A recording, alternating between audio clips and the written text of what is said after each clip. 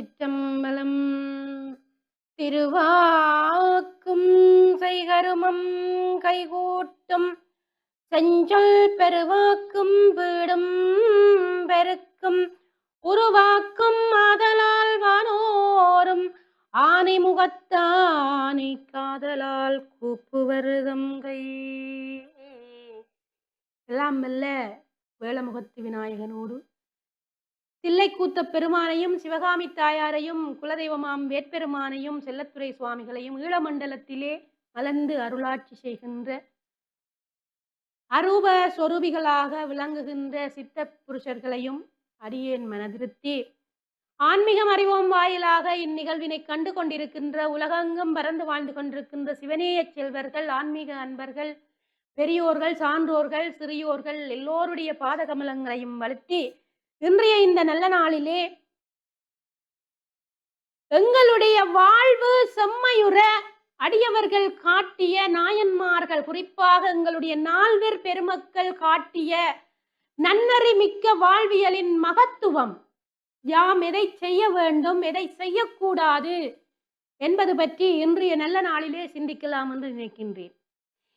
பெருமானை வழிபடுவதற்கு ஆலயங்கள், மாட மாளிகைகள், கூடகோபுரங்கள் என்று எண்ணற்றவையாக வளர்ந்து கொண்டு செல்லுகின்ற இந்த காலத்தில் இவையெல்லாம் எங்களுக்கு வீடு பேட்டை தந்து விடுமா, இறைவனுடைய அடியை அடைவித்து விடுமா என்றால் நிச்சயமாக இல்லை.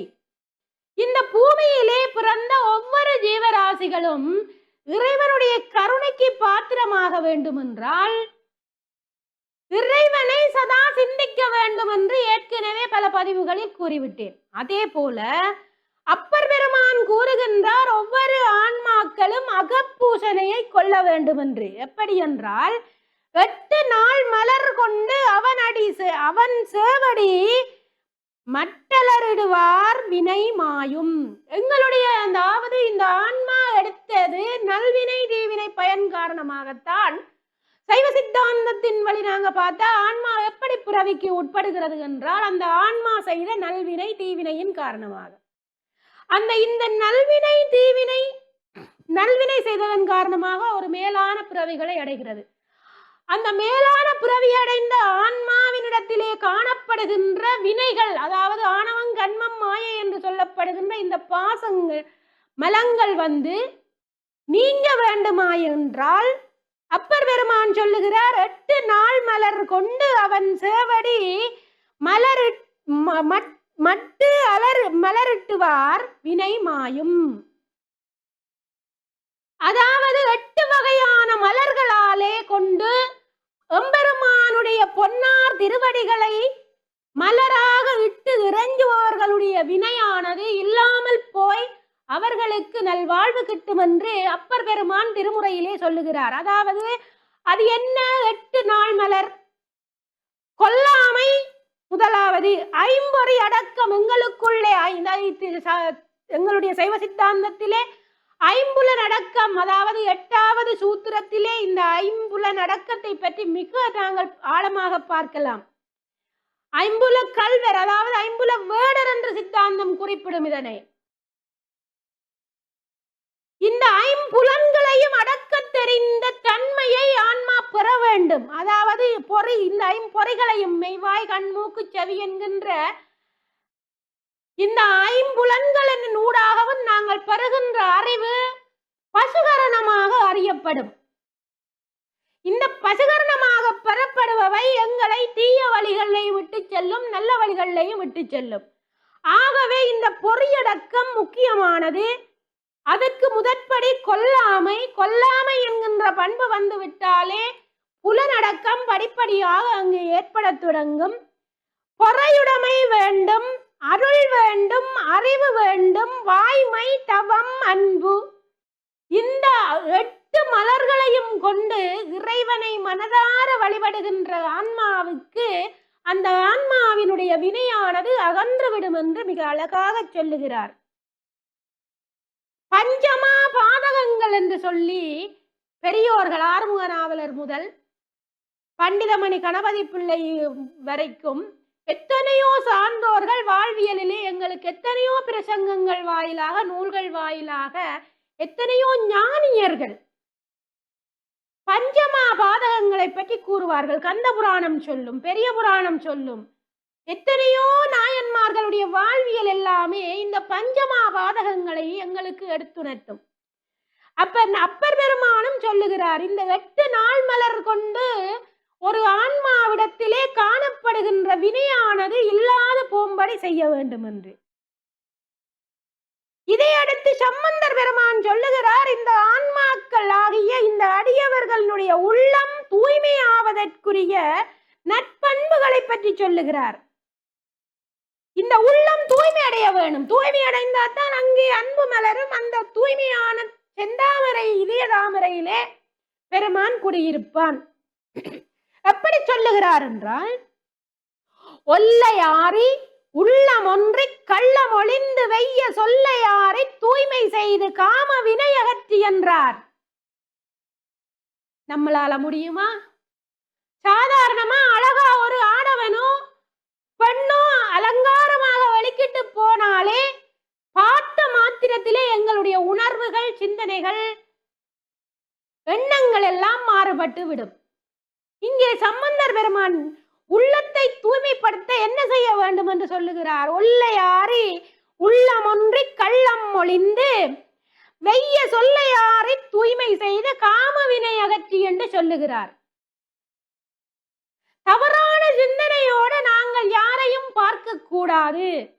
எங்களுக்கு நல்லா தெரியும், சுந்தரர் பெருமான் அனிந்திதை கமலினி என்னும் 2 பெண்களையும், அதாவது உமாதேவியாருக்கு பணிவிடை செய்து கொண்டிருந்த அந்த கைலியங்கிரியிலே வாழ்ந்த 2 பெண்களையும் பார்த்து காமதேவனுடைய அந்த காம எரிகணைக்கு உள்ளாகி அவர் பூலோகத்திலே வந்து பிறந்தார் சுந்தர பெருமான். சுந்தர பெருமான் பூலோகத்திலே வந்து பிறக்க வேண்டும், அதற்காக இப்படி ஒரு திருவிளையாடலை நடத்த வேண்டும் என்பது இறைவனுடைய நியதி. அதற்காக அவர் அதன் காமவயப்பட்டு தவறான வழியில போய் தவறான கைங்கரியம் எதையும் செய்யவில்லை. அவர் இந்த பூலோகத்திலே வந்து திருமுறை ஆசிரியராக பிறக்க வேண்டும், எங்களுக்கெல்லாம் வழிகாட்ட வேண்டும் என்ற காரணத்தினாலே இறைவன் நிகழ்த்திய சர்ப்ப நாடகம் அது. அதை வைத்துக்கொண்டு நாங்கள் எண்ணிவிடக் கூடாது, சுந்தரரை போல நாங்கள் 2 மனைவியரை வைத்திருக்கலாம், அல்லது கண்ட பாட்டிலே நாங்கள் எங்களுடைய வாழ்க்கையை அமைத்துக் கொள்ளலாம் என்று நினைத்தால் அது எங்களுடைய ஆன்மாவின் பசுகரண அறிவு. பதிநிலையிலே சிந்திக்கக்கூடிய சிவகரண அறிவுக்கு அது எட்டாதது. சிவகரண ரீதியாக சிந்தித்தால் அது எத்தன்மையானது என்பதை அந்த ஆன்மாவினாலே உணர முடியும். கடுமையோடு களவற்றோமே என்று அப்பரடிகள் பாடுறார். களவற்று வாழ்க வேண்டும். ஒவ்வொரு ஆன்மாக்களும் தாம் எடுத்த பிறவியின் நோக்கம் அறிந்து உள்ளத்தினாலே களவற்றவர்களாக வாழ வேண்டும். நாங்கள் களவு செய்கிறோம், மற்றவர்களுக்கு தெரியாதுதானே என்று நினைத்தால் அதுதான் ஒரு ஆன்மாவின் மிகப்பெரிய தவறு. எங்களுக்கெல்லாம் நாங்கள் செய்கின்ற நல்ல கைங்கரியங்களையும் தீய கைங்கரியங்களையும் கணக்கு போடுவதுதான் பெருமான் அதுக்கண்டு கண்காணியாக இருக்கின்றான். அதே போல சைவ சமயத்தவர்களாகிய நாங்கள் இந்த ஆன்ம பிறவிகள் தினமும் 5 வகை வேள்விகளை செய்ய வேண்டும் என்று சொல்லுகிறார்கள்.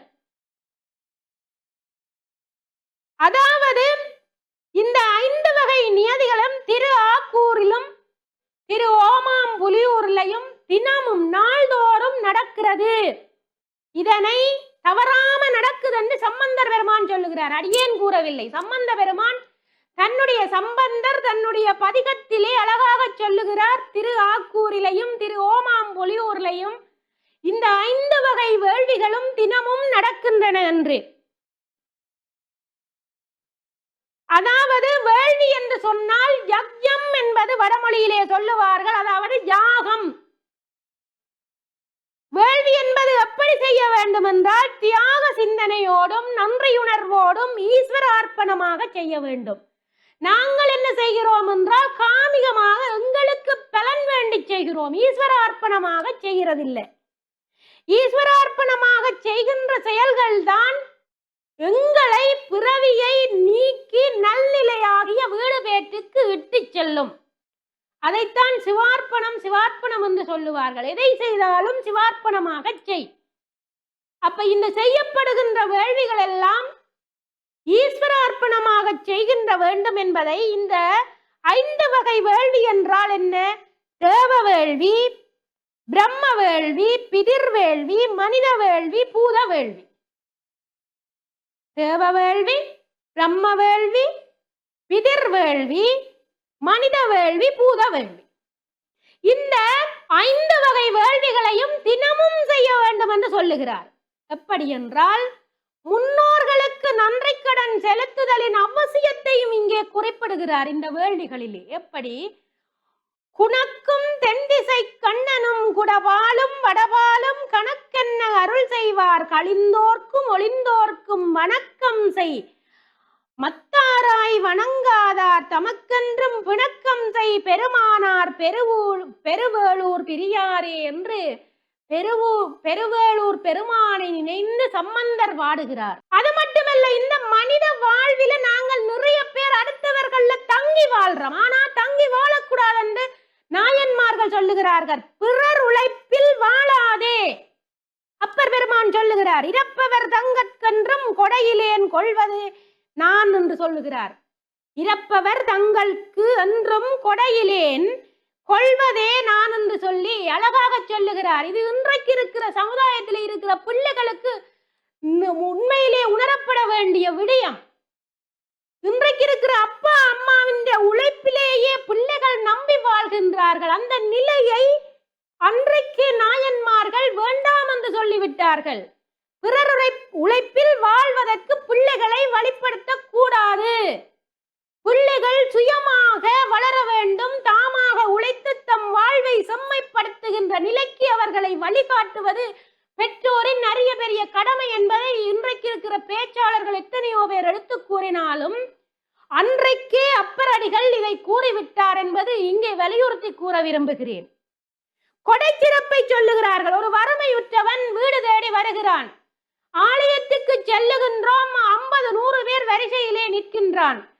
நமக்கு கொடுக்க விருப்பம் இல்லையா, விலகி செல்லலாம். ஆனால் அவர்களை அவமதிக்க கூடாது. ஏதோ ஒரு காரணம் அவர்களை அந்த நிலைக்கு தள்ளி இருக்கலாம். அவர்களை ஏளனம் செய்வது, அவர்களை உதாசீனம் படுத்தி அசிங்கப்படுத்தி அவர்களை அந்த இடத்திலே நாங்கள் நிந்திப்பது எல்லாம் எங்களுடைய சமய நெறிக்கு புறம்பான அவமான செயல்கள்.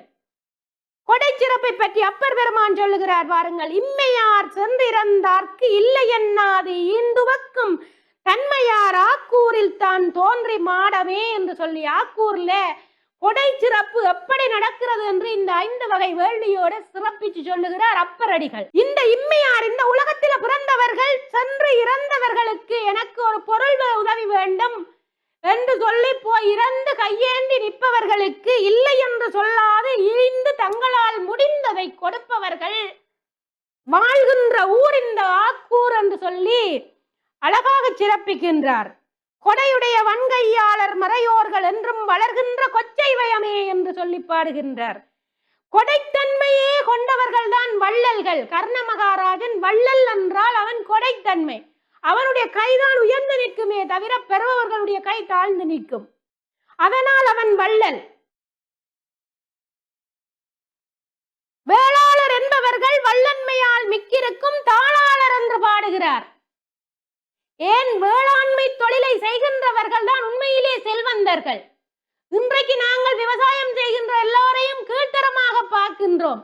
விவசாயி என்றால் சமூக மட்டத்தில் தாழ்ந்தவன், ஒரு உயர்ந்த தொழில் இல்லை என்றவளுக்கு. ஆனால் விவசாயி இல்லை என்றால் நாம் அனைவரும் உணவின்றி வாடி இறந்துவிடும் நிலை வந்துவிடும், உயிரினங்களும் இறந்துவிடும் என்கின்ற தன்மையை நாங்கள் விளங்கிக் கொள்ள மறுக்கின்றோம்.